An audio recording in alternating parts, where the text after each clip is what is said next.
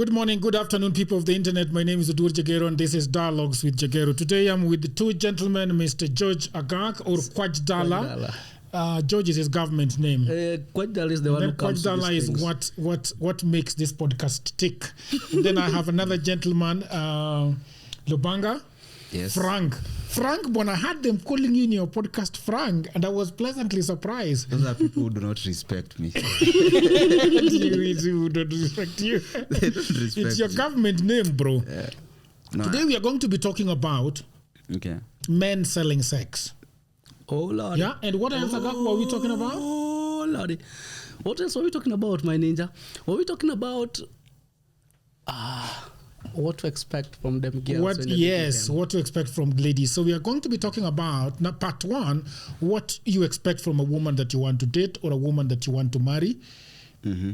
Yes, and men selling sex. I've been told by people on the street that a lot of men are ready to sell sex. You know, if a woman is in her 40s and she's divorced, or ameshindwa ama imeshindikana kupata mtu anaenda kwa Frank anamwambia Frank, ni hivi, niko na pesa zangu nikupatie kitu wewe, I give you a half allowance of 50,000 per month, wewe utakuja, you show up with me on dates, nakula na mimi. I'm just trying to imagine how ugly can one be, especially as a woman, to buy sex. No, I don't think it is about being ugly. You know, women out here getting sex for free. Like, there's always a guy willing to just like sleep with you, whether you're 40 or 30 or 20. But there's always a guy. Have you thought about, unless you're just too ugly or you're just too old? No. Have you thought about the logistics of getting sex? For example, as a man, I think this guy doesn't understand something. That for a man, you look at a woman and you say, I want to go and hit on this woman. You see? And you go and hit on them, and they can say yes, they can say no, you know, and then you sleep with them. Women, on the other hand, find it very difficult to hit on men, right? No, but understand this. The logistics, the logistics only applies on men. The women logistics gani, because as a normal woman, I want to believe, like, there's always guys who are trying to hit on you. There's always guys who are trying to hit. It could be even your get man up hivyo nje. So wewe let's uko thirsty or you're horny, ni ku go through the list. Who should I give a chance? So women wanakuanga na hiyo options. It is men ndio wanakuanga like they have to think about the logistics and everything. Even yesterday nilikuwa nashangaa, someone was saying that it's so ironic that it's men who have to go and look for the lady and still pay for the room. Kwani wasichana wakwangi honi. Like, I had a guy say something like that. You see, like, logistics inakuanga completely taken away from the women's plate. Completely taken away. Unless you are very ugly or you're very old. But kama unachezea hapa katikati, logistics gari Jagero. What do you think? I think a lot of things come to play. I've seen very beautiful ladies who are horny, but they are not getting fucked. It's just what it is. The same way you're saying, there are so many men hitting on them. Okay. You want to think of a woman who has her standards. She says, okay, I'm horny, but I can't stand being fucked by Lubanga. Yes. I want Johnny. Now, the biology is playing its thing. She can't sleep well at night because, she feels like if I could get a dick right now. But the watchman who hits on her, it's not, let's say, her type. So her you type, know? Yeah. So she's like, I have so many men hitting on me, but in each of them, I'm seeing a turn-off. You see? These are people who are also looking for specific qualities. It might not be money. They could be having the money to do the logistics. They could be having the money to take you to wherever, spend a night to Masai Mara, spend a night, have fun and stuff. But the men that are interested in her have the things that they call the red flags. Okay. Or she says, I can't go with this man because of this and that. And then there's also the debate of what society believes a man should do and a woman shouldn't do. When you speak of the logistics that a man has to organize, I have to reach out to this woman, I have to organize how we are going to do this thing, I have to pay, I have to get her drunk, I have to do all these things. That is social conditioning, all right? You're like, okay, this is what is acceptable. If I need sex, I have to dig deeper into my pockets. I have to arrange things to get these things happen, all right? But there's a woman who can take care of that. But there are other issues that make her stay horny and not get sex. But let me ask but you a it's question. true. Let me ask you a question. Yeah. So what are the odds? Like, what are the odds that of the 10 men hitting on you, none of them is your type? What are the odds? The odds are there could be 10 men hitting on you. We also want to understand the situation where we say the curse of independence. Okay. The curse of independence is that women feel that once they have reached a certain level in their financial liberation, it becomes pretty hard to find a man. Because every man they find because they date for survival. Let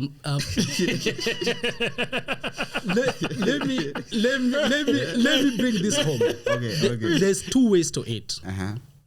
And all of these, there's two ways to it, and all of them are just anchored in the way society has bred us to believe dating should be happening. All right. Okay. So a rich woman finds Lubanga, a real masculine motherfucker who cannot stand a woman paying for a date, who cannot stand a woman organizing these things. All right. So here is a woman who is ready to organize, to take care of the logistics. But Lubanga cannot stand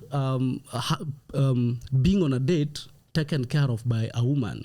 Nipigia simu na niambia umesha book room fulani. Nimesha book room fulani, all right? Nini imefanyika. So you see why beautiful rich women are staying without sex, because the men that they should be fucking, their success is making them rather insecure. So I was saying there are two sides to this.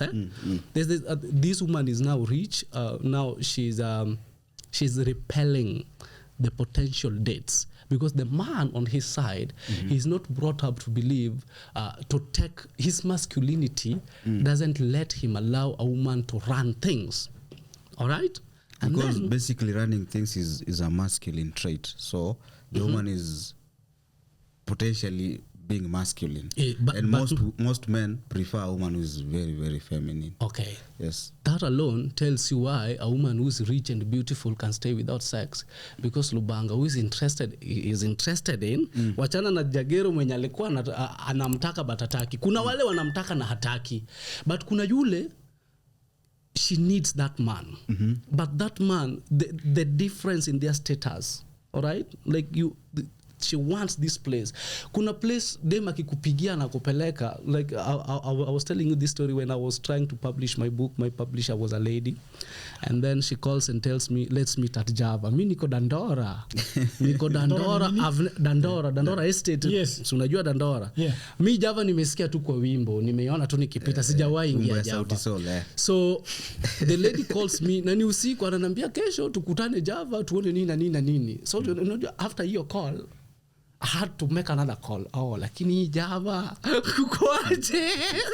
And then she had to tell me, when someone calls you to meet at a place, it means it's taken care of. Yeah, they're the ones to take care of the bills. So there's that situation. But I was talking of the other angle too. On the side of the woman too, kuna ule dem mwenye she has the money, she has everything, but her social conditioning doesn't allow her to make the moves. So she's waiting for Lubanga to make the moves. Like, let's go out, let's go to the club, let's go party, let's go out for the weekend, But then the ninja doesn't have the money to make these decisions. So it's the ninja on his side cannot allow her to do this, but the woman on her side, she's not brought up in a way that prepares her to take care of these things. So she's there, she's beautiful, she has the money, but she's got the Lubanga, how about dating a woman for money? How will that play out for you? dating, like I go to her specifically because I want to get money from her. Yeah. The same way women date men. I don't know about that. Is it really true that women date men because they want something from them? Like I was saying earlier, most women, let me use the word most, not all, they date for survival. But I find that very problematic statement, because then women don't enjoy sex. They do. But then, so it's. But for them, to them, they feel like sex is what they give you, as in exchange for that lifestyle that they want you to provide for them. So for them, it's more about survival, and then they pay you. But they also get horny and they want the sex. So why are you saying that they are giving it and also in the same breath that they don't because get it? the way nature has predisposed them, sex, like their femininity, their sexuality is the only thing they can offer men in most cases, actually. Even in the, what do you mean by that? Even in explain. Huyu jamaa anasemanga very scandalous things. Jagero. Niambie. Wacha nikushow. Unaona, there are women, there's this thing called pretty privilege. Pretty privilege. You've heard of it, sindio? Yeah. Unapata, like, I don't know what it means. Unapata, like, in some organization, there are women who are able to move through the ranks just for because the mere fact pretty. That they are pretty, they're beautiful. They've got an ass. So there's pretty privilege, and then there's sexuality. Like there are those who are able to also achieve the same through giving out sex. Juu ukitoa hizo vitu mbili, almost always there's nothing a woman brings to the table. Ukitoa hizo vitu mbili, there's nothing. Nini tena? Hiyo pretty privilege na their sexuality. Juu hata at the workplace, ni nini anaweza tumia. Unajua, as a man at the workplace, you need to show that you're witty, you're hardworking, you're smart. Hizi vitu ndo zitakufanya upande. Wasichana huwezi tumia hiyo. It's very hard. Kwa nini? No, I think Lubanga is. I think what Lubanga is doing is bundling things. Yes. By using the popular or the popular norm, by using the norm to bundle things. I think what you're saying, pretty privilege is they real. say exceptions do not make the rule. So that is what is actually happening. Even among women, all right, there are women who talk about pretty privilege. Like, okay, huyu msichana amepata this because she's prettier than me. All right. Yes. There was between light-skinned bitches and dark-skinned ladies. You know, they always talk about them. Okay, a light skin. You know, I always wanted, when we were acting in school. For the longest I always got the Saturn rose. I feel like the pretty. For the longest time, I think the pretty, in the media, yes, and in the acting industry. Light-skinned women used to get favored more than the darker ones. Yeah, but I think that is tending towards modeling and things like that. But for example, I have tried hiring women that are beautiful, but I find them shit in what they do, and we very quickly shake hands and say so. Back to my point. So still on my the point. Pretty women in any organization, the only way they can move up is through being pretty or through sex. Because, as you say, they are shitty here. Yes, I wouldn't say that. Yeah, because most of them. That's actually a very problematic statement, because yes, we have really we had classes that were led by women. They were number one. You know, we have organizations that are decisions are made by women. This is for me the response that I wanted to have. But this is the response. Yes. I feel like there are two types of women here that we are talking about. Yeah. The pretty woman. The pretty woman, yes, can go up the ladder by using her sexuality and her body. Yeah. If somebody is interested in that in the organization, and that person is influential in somebody going up. So if Festus likes this lady and Festus can make decisions in this company, then Festus can take this lady to Dubai, buy her the same type of shoe, you know, like what we had on the internet, right? Yeah. And then that lady can go up, all right? Yeah. But we also have another lady who is pretty, is not interested in this gentleman because he has got Frank Lubanga that he loves and they want to make a life with, you know? We atabaki tu kwa ngoja. And And then this lady is good at what she does. If it's about web design, she can design properly. If about project development and taking care of that, she can do that. And through that merit, she's going to go up the ladder. Jagero. Yes. People also forget the bit where pretty privilege works against you. When it now becomes a curse. For instance, I hire you because you are pretty, all right? You know your thing. But for me, I hired you because you were pretty. And now, why was I hiring you? Because I needed to hit the cooch.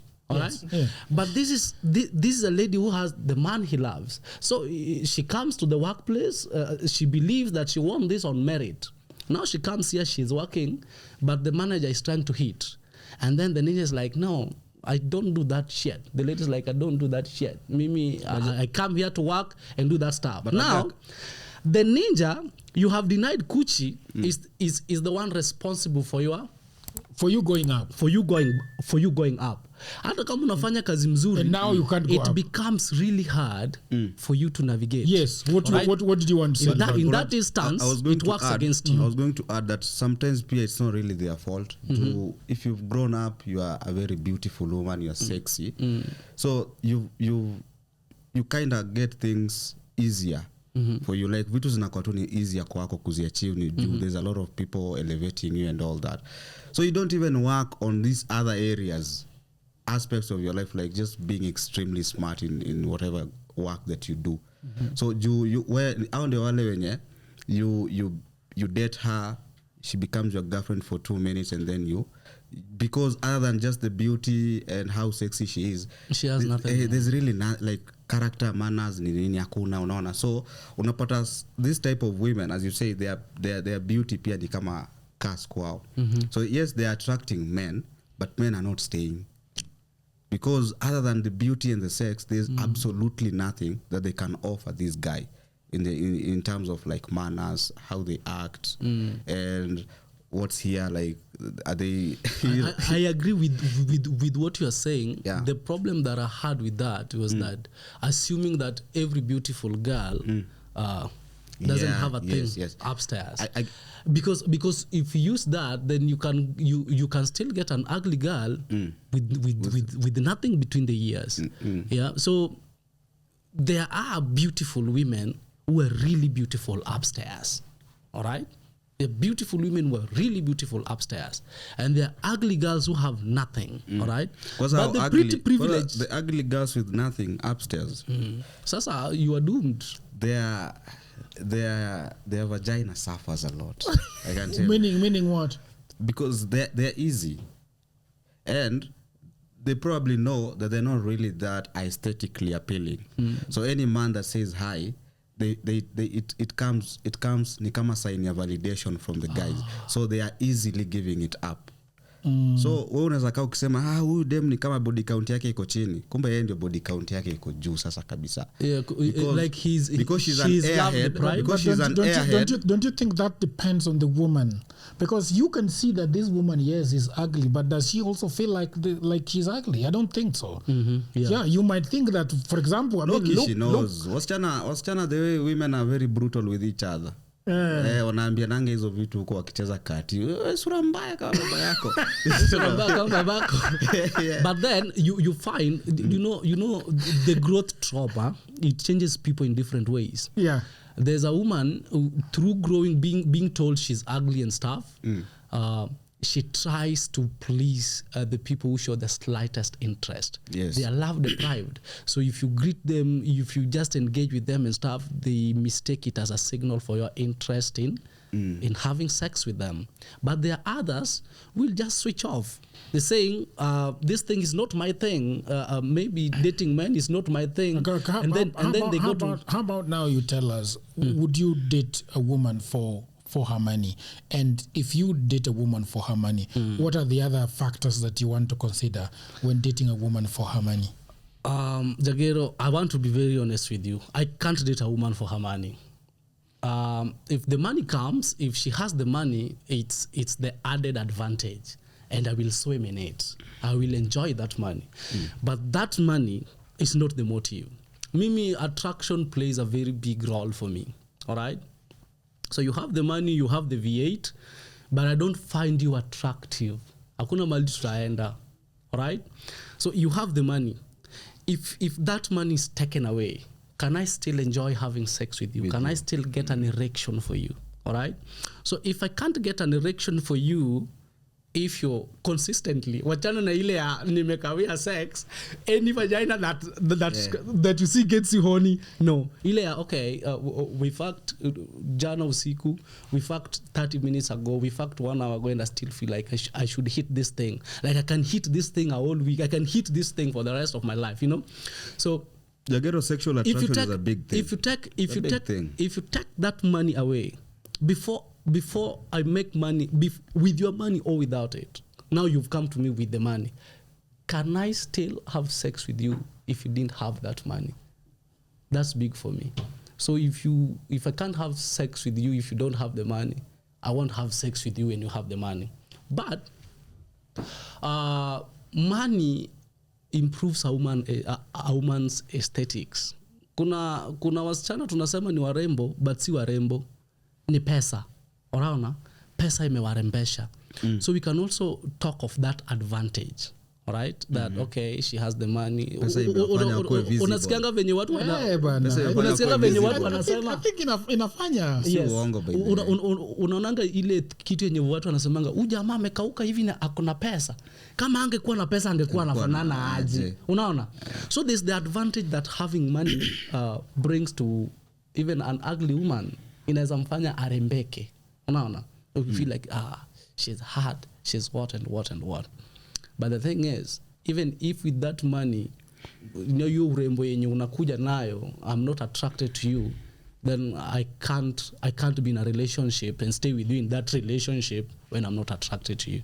Yes. There's something he said about, like, he wouldn't really date a woman specifically for money. Like, he has to be sexually attracted to this woman first. So hiyo pesa inakuja kama bonus. Ndio nikakumbuka nini huwa mbaya na our sisters, because you see the type of wababas, some of these women, and they're very beautiful ladies actually. Like some of these men they are sleeping with just for the bag. Guys are so grotesque. Unaangalia mtu shanga, ai mama, hata kama anakupea pesa. Lakini si wewe unaona hivyo, yeye anaona hivyo. Hata kama anakupea pesa. Lakini wewe si ndio unaona hivyo. Anaona bwana. Anaona basi ni pesa yeye anataka. We may also know.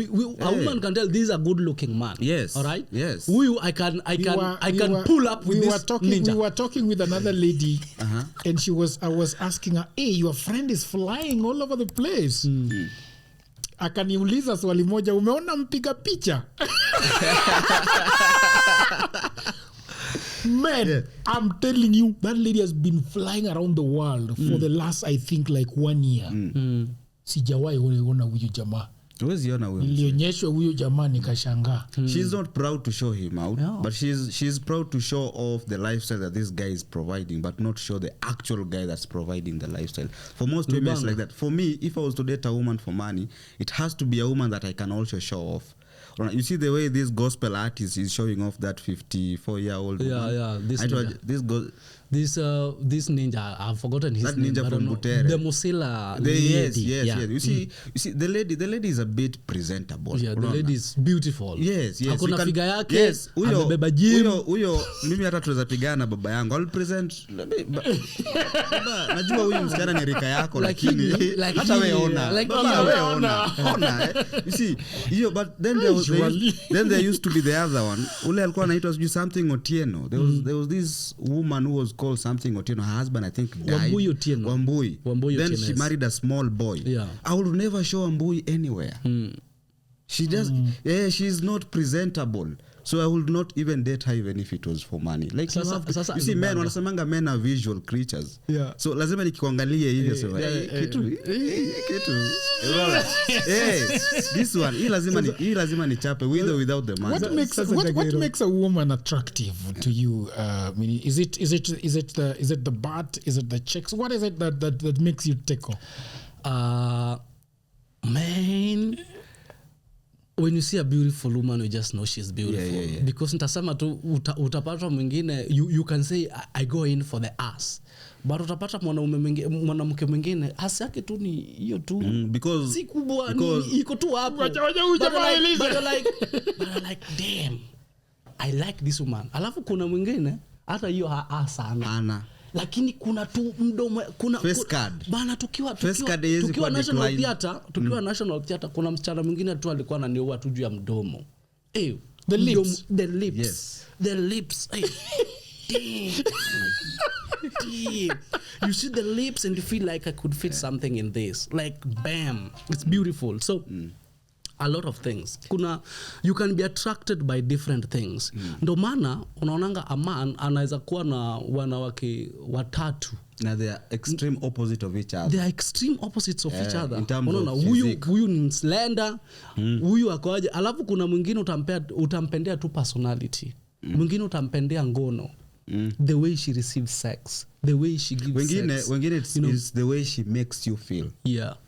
So the way a woman makes you feel in your eyes yes. can make her become the most extremely beautiful woman you've ever seen. Yeah. Just because she makes you feel some type of a way. But Jagiro, you took us away from this. I was trying to you go back to what Let's you want talk, to say. Daphne was telling us a story about a ninja who was put on 50k salary by a mumama. A young ninja put on 50k salary. All right? But now, imagine with this 50k salary, you don't like this woman, you are not attracted to her. You are dating her because of the money. Now because she's paying your rent, now she wants to pull up on your apartment. You know? She wants to go with you shopping. She wants to go with you everywhere. Because she's paying. Na vile unakuanga jealous those Lordy, man. Kuachilia hata 2 seconds. No. I can't do such shit. If I can't show you around, you'd rather receive the 50,000, but you only show up at her place at 9 p.m. in the evening. Inalingana.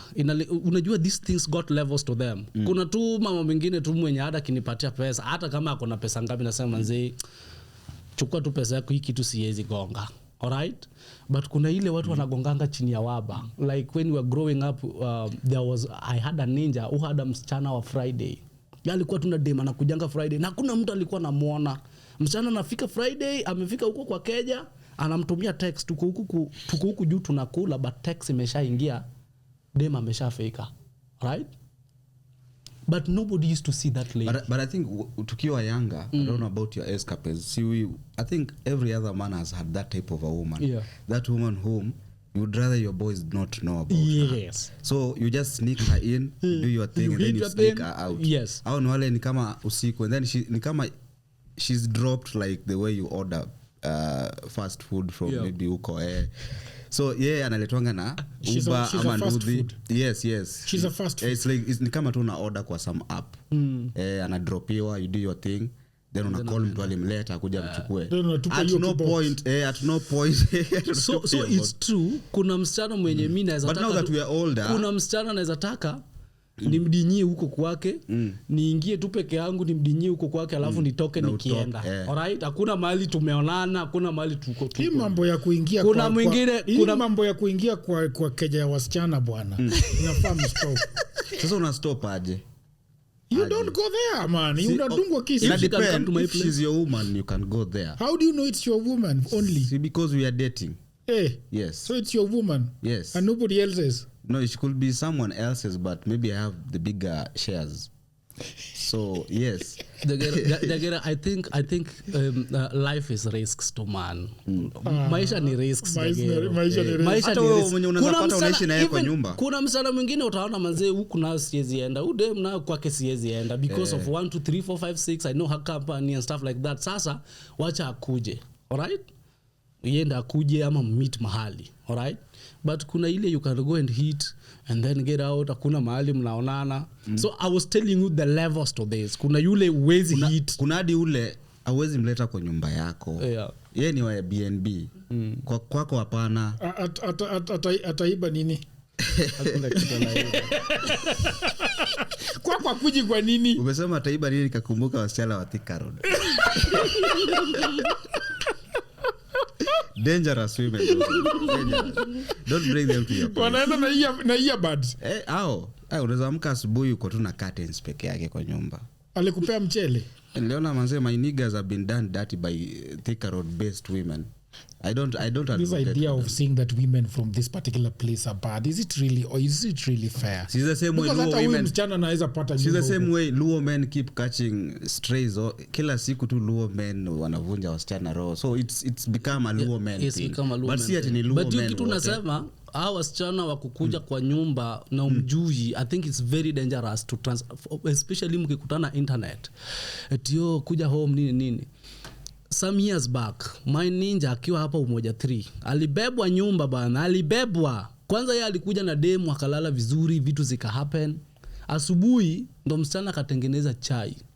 Sasa the lady refused to kutumia milk, etia kunywange milk.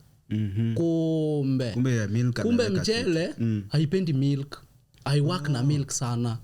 Akawatengenezea strong tea. Jamaa alikunywa strong tea, aliamka jioni. Nyumba imefunga. Jioni ya saa 11. Amebeba. Alileta gari ama alileta? Amebeba hizi vitu nzito, hizi maviti, alibeba ma TV, masimu na pesa. The ninja was saying like, I had money, I wanted to pay rent. The next day the ninja was sick. In fact, mchele itself makes you sick. Mchele huwezi toka kwa mchele tu hivi ni umeamka tu usikie tu kofiti. Some people even die. People even die. Hiyo kitu na kwa changa kama mwili, mimi sijawahi wekewa, lakini nimeona watu wamewekewa. It's so strange that hujawahi wekewa hiyo kitu. Because I'm careful with the women he pick. I'm careful, man. Yes. You don't just pick. Don't be like women who pick anything that has money. Hey, what's your problem with women, bro? They pick anything that has money. Ngoja kwanza, you are saying something about if you, as a man, if I can date a woman for money. Yes. Then I remembered yesterday when I was at the Junction Mall. Yes. And I saw this extremely handsome guy. Someone was telling me that I should stop saying that a fellow man is handsome, and I'm like, aye. So you can just tell if a man is handsome if he's dressed smartly. Yes. And as a writer, these are some of the things you have to put down anyway. So like this guy, I felt like he's an embarrassment to the entire beard gang, beautiful men. Because the woman that I saw him with at the mall she looked older. She was older and she had flat, long ass. So I'm like, bro, si ungechuza hata moja, hata afadhali angekuwa mzee, but akona ile mwili ni Africans wanapenda. We boss. Huyu jamaa hebu stop hapo kwa long flat ass. Huyu jamaa si ndo amesema. What, you've never seen an ass that is flat and it's long? I know the one that looks like a snake. I know. You can't separate the ass from whatever. From the back. Yes, or whatever. It's one straight line. But this ninja said that people love different things. People love different things. No, for that ninja, but I could tell he's there for money. For money or maybe for... But the other thing, how do you know that they were dating? It's from the way they were lavidavi touchy in the mall. Anawashinda amewekelea kijana kichwa wakisukuma trolley. So kwanza huyo mwenye ako flat atakuembara sana. Wapi? Kwa mall. Anataka tu ajue tu jamaa. Tuko na yeye. Oh my God. Like there's always women are very territorial. We say men are territorial, women are very territorial. I think women are more territorial than even men. It's just that men are more. That's why men put older men, older women who date younger boys, these young boys, your relationship ikisha, they walk out with nothing. Because the woman was so territorial and kept him on a leash. Kila mahali anachungwa, sijui hata kionekana kiongea na msichana mwenye ni mdogo, it's the case. Like women, me I wouldn't really advocate for men to date these older women. Is it your ndoa ishe? The high possibility of you walking away with nothing is very high. Mateka was saying that that those older women can be tasty. It's true. Have you gone out with an older woman? How tasty is this thing? Is it really? Podcast. No. Have I had an older woman? Nikiwa, when I was 26, nilikuwa na msichana fulani wa 32. And it was nice. But 32 coach is not an old coach, but yeah, but I was 26. She was older than me. I was 26. But with Mateka, I wanted to add that maybe at Mateka's age, he's probably sleeping with older women. And an older woman from Mateka. Sasa yeye ajui msichana mwenye ako 22 ana test aje. Si acha si tumwambie ni gani ndio tamu. Si ameitesta kigrow nayo. Sasa hizi kumbuka. It's been like over 30 years since alale la msana. Sasa mnaongea aje? Wewe hebu nikuulize, wewe umetest huyo wa 40? Ukasikia ni mbaya? Si Jagero saki kuongelea hiyo. You are a coward and you are busy. You are busy. Like that 32 experience, my experience with the 32 woman down in my single room in Dandora, I've written about it. Maybe you should find it on you read it for us. You tell us the story. We have no time to read. It was a pretty nice experience. It was a pretty good experience. 32-year-old woman. Yeah, she was 32. Mimi nilikuwa huko nyuma. 26. But it was nice. What was nice about it? The dynamics of the relationship. There wasn't a lot of power play in it. She knew, like, our relationship, it wasn't even a relationship. It was just, okay. It was sexual. We were attracted to each other, and then we say, okay, we can hit this thing. And then we hit that thing, akakuja kaishi kwangu for some time. Like, damn, it was nice. It was a nice thing. It was a nice experience, I wouldn't say.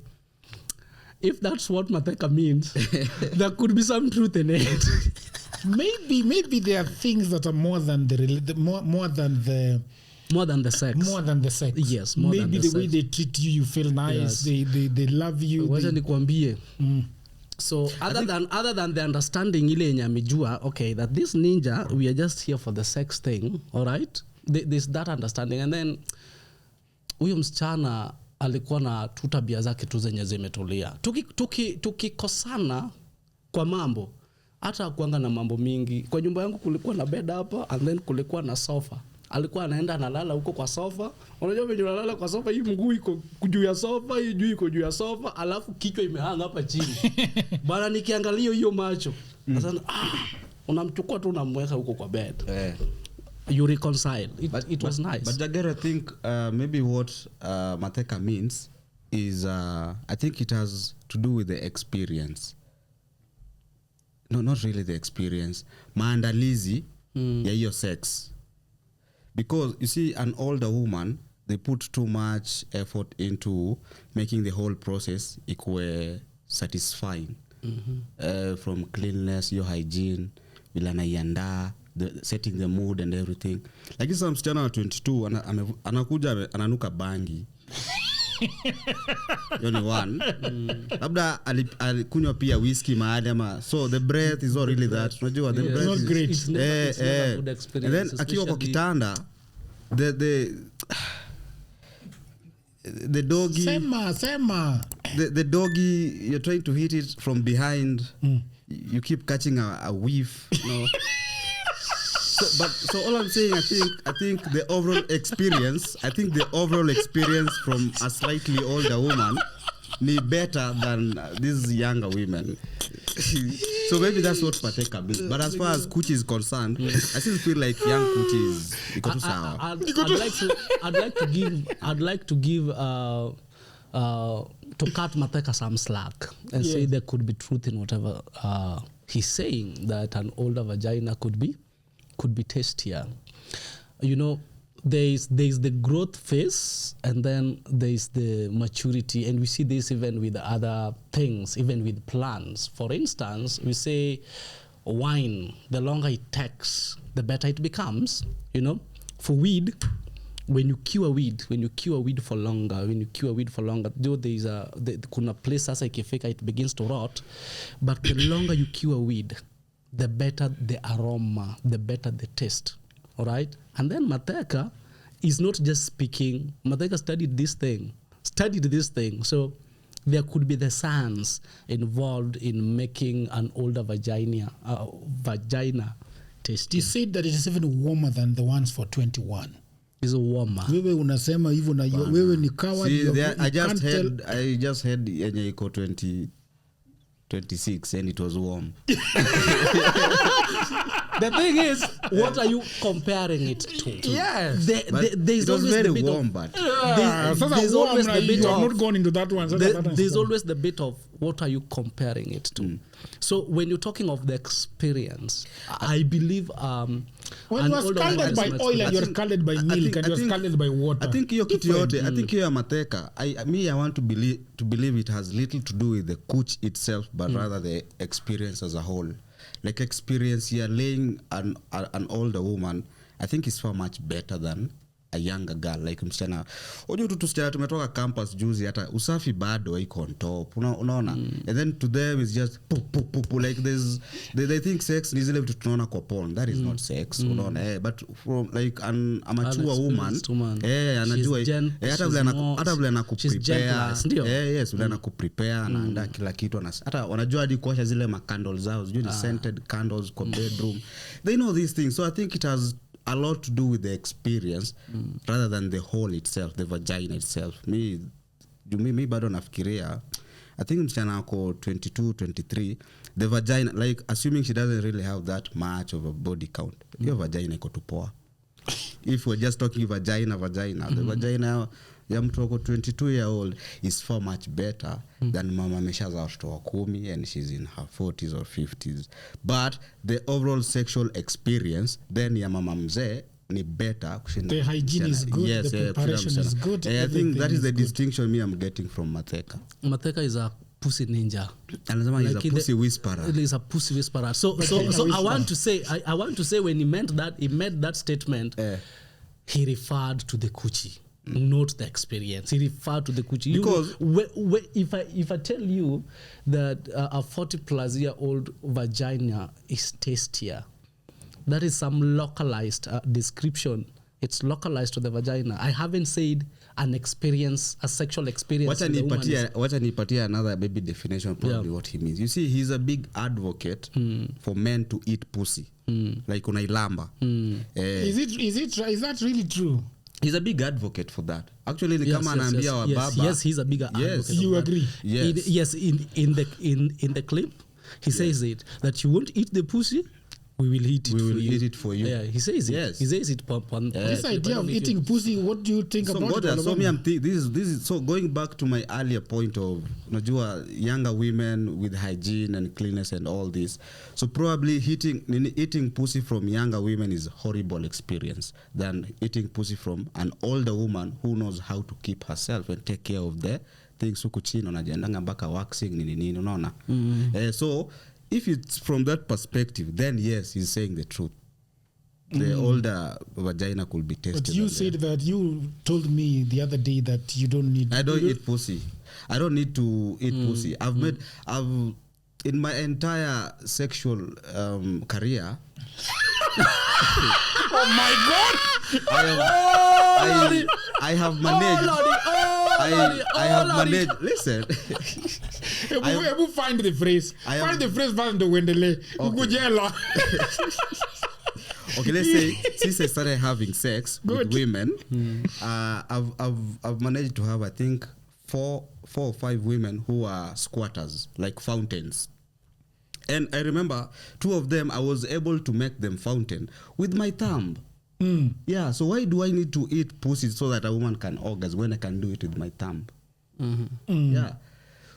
Kufanya mwanamke ya orgasm, it's something that inapenia hapa hivi nje ya vagina hapa kwa lips. It's not an interior job. It's not an inside job. I hear that women really loves the feeling of the tongue on the. So what my tongue can do, see my thumb will do. I think the tongue could be rougher. It's textured. It's different. I don't have a vagina, so I wouldn't say what a nini feels like. But it's crazy. You eat vagina because it's crazy. You eat vagina. Don't ask me that question so straight on a podcast. Don't ask me that question so straight on a podcast. I think people are such cowards. Sasa wewe sema kwa podcast kwa nini? Sasa shida iko wapi na you? Because wasichana wataanza kumsumbua aende. Siwache nimalize hii swali. Yes. I think women don't get the same experience from the same man. Yeah. So there's I've eaten coochie. Case closed. I've eaten coochie. Yes. And how many? It's not like every time. It's a preserve few. So it's not like every woman because you I was going to ask you if it's part and parcel of your foreplay, nini. It's not. Ama you pick and choose who deserves your tongue and who doesn't. Kuna tu a vagina, you see it and it's beautiful. Kuna jamaa alikuwa inbox alikuwa ananikomplainia and he was telling me that ninja was telling me that man, why is it that I never find the beautiful pussies I see in porn? Yeah, but the porn zimeweza the site itself. Like, I don't see the beautiful pussies I see porn. And it's true. There's a beautiful pussy. There's a pussy you want to explore. There's a pussy you want to eat. There's a pussy you want to lick. And then there's a pussy you want to. It's not like there's a day I wrote a post about vagina, about beautiful vaginas and the ugly ones, and I was saying that for me, it's like I go through an intense anxiety experience when I'm about to have sex for the first time with the woman, because I just do not know what I don't know what I'm going to get. Once I pull off the panties. There are women who have an extremely like intimidating vaginas. Iko na vitu zinakaa flowers that are fly. I love a butterfly pussy. That one scares me. I love. These are. They are long and there's the visual appeal of pussies is very there. Different. But the visual kuna pussy utaona useme manze hii pussy ni mrembo. And you want to do a lot of things with it. But kuna ingine you sio mrembo, it's not attractive, it's not appealing. It's not appealing. So which is why I was telling you that pussy that leaves you traumatized for days. Four women, there could be two women. Mwingine ametoka amesema mimi sijapenda kitu Lubanga amenifanyia. Mwingine ametoka akiimba Lubanga that I've never felt like that. My vagina has never been treated like this. Unaona? But hata wewe kama anakuja, you didn't know what to expect. But when you pulled the panties down and you found what awaited you, and you're like, damn, this is a gem. Then you can explore with it. You can do a lot with it. You're like, I can work with this. Yeah, man, hey, damn, they're pussies, man. They're pussies that are bland. So he's a porn ziko hapa Kenya, si ndio? Ziko. but those are just people and it's like they are beautiful pussies. Lakini hizo zingine hizo, especially if you used to explore those elite sites, porn sites, during your whatever, ulikuwa like some of them used to come off ni kama you see the way we have plastic surgery and stuff. You feel like, hey, this vagina is too perfect ni kama imefanywa plastic surgery. Ni kama photo imekuwa retouched. Yes. The video has been edited, the thing has been retouched, it's been really enhanced, good. It's been visually enhanced. Although the video it becomes very difficult to enhance it in that way, maybe a photo. Yeah, maybe the video ni ngumu. The video is like the vaginas used to look too perfect. Maybe they just choose, like you said, they just choose what looks perfect, and that's what they put on set. Because women, they have always they do auditions, and one of the ways they do auditions is look at what people even want for to the see. men I hear when you audition, they look at a lot of things. They look at the length of your penis. They look at what's this penis like. But hapo kwa penis wanatuangusha sana. Like it's ni kama they're just looking at the girth and how big it is, because there's some porn I've watched. The guy has a massive penis, like it's big, such that the lady giving him the blowjob, it doesn't fit in the mouth. And a struggle ni kama nakula miwa. It's big, haiwezi toshea kwa mdomo. But the problem that I've had with such type of penises, they are flaccid. You're speaking as if you're a man. As if you're a woman. The problem I've had with such penises. God, that's weird, right? Why are you having problems with other men's penises? The problem is this. When like, they are flaccid, And you'll gonna feel like, why would God give you such a big thing, piece of meat? And it's flaccid. Like it's not really that dangerous after all. Ile anaisindilia ndani, ana struggle kuifit ndani, because it can't just get haiwezi ingia hapo ndani. It has to be supported. Yeah, sasa you That's can't such a big you, loss. with that type of a dick, it's hard for you to cause what I like to call stroke damage. Stroke damage is for people who are hard kama hii kiti. Like unaweza vuja hiyo ndio watu wenye sasa I'm like those are the ones for Luya men. Luya men. Whoever gets them. I don't think is it so maybe kwa audition ya hao wanaume maybe they just look at the size of the gut. They don't look at how aesthetic. Some of the dicks also do not look good. Yeah, some dicks don't look good. Inagani kama nyama iliumwa na dogi alafu ikapona vibaya. It's menacing. Surely. Which is one of the problems that I had with circumcision. Circumcision transforms the visual appeal of your dick. Yeah, because an uncircumcised dick is plump. All right, when you pull the foreskin back, the glands is alive. The blood flows here. You can look at the penis and you see here is a muscle. Kuna muscle imetoka hapo imejichora hapo. It looks good. All right. All right, people of the internet, thank you very much for tuning into this episode. This episode was about can men sell sex, and if you're going to be, sell sex, right? And if they're going to be selling sex, what are the factors to consider before selling sex? I got some nuggets of wisdom from Kwajdala and Lubanga the second. Yes. Thank you, guys, for always showing up to the podcast and giving us the love. I really enjoy podcasting with the two of you. Thank you. We should make it. Lubanga also, by the way, we need to appear in this guy's podcast. Yes, we need to go there. To appear on He needs to but he likes girls appearing in his podcast for some weird reason. I don't know why. Because it's not easy to find men. Men usually are available even. No, we can always be available. When I slot men, they cancel on the last minute. Sijui leo ni siku yangu ya kukaa na mtoto. Yeah. Okay. Invite us. They're babysitting. Yeah. So thank you very much for tuning to this episode.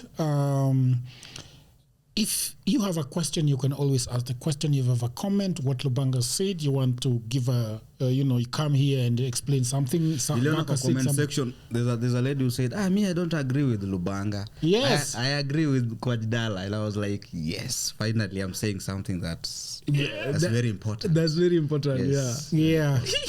So please subscribe to the YouTube channel. We want to grow a huge fan base. We want to hold more conversations, and what happens is that YouTube needs to see people liking, YouTube needs to see people commenting, and they want people subscribing so that algorithm can start working miracles. And you, if you enjoy this podcast, please do that. Subscribe, comment, and like the video. And so until another video, thank you and bye for now.